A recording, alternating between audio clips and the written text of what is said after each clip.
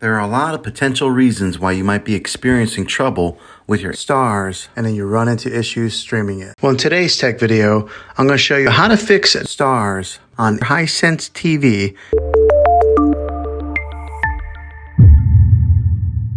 Let's see if we can fix your problems and get your STARZ back up and running as quickly as possible. The first one, it's the easiest one to try, and that's to unplug your TV from the wall outlet and wait 60 seconds. Now don't be impatient here, wait the whole 60 seconds, then plug it back in. This is very different from turning your TV on and off with your remote control. This is what we call a hard reset of your TV, so make sure you do this method. If that doesn't work, then find your router that is giving you Wi-Fi and unplug the power to that for 60 seconds. Then plug it back in. If it fixes it, great. If not, let's go ahead and move on to the next method. Try deleting STARZ. Go to wherever the apps are located on your system and remove the app altogether. Then reinstall again. After you reinstall it, you might have to log back in with all of your credentials, but hopefully this will work. And if that doesn't work, then I recommend buying an affordable Roku stick, Fire Stick, or Apple TV 4K.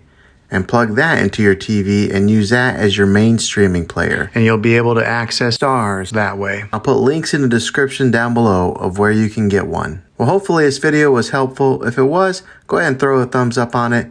Go ahead and subscribe to my channel. I make tech videos all the time, and I would love to have you back in the next one. Take care.